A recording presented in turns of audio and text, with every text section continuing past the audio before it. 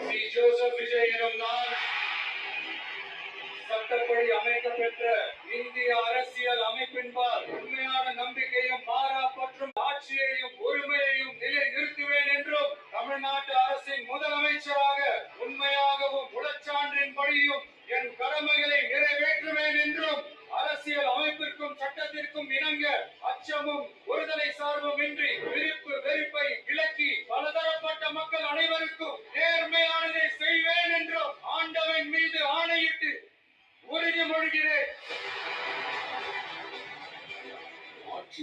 என்னென்ன முயற்சிகள் எடுக்கணும் இந்தியிலிருந்து அதை நான் எடுப்பேன்.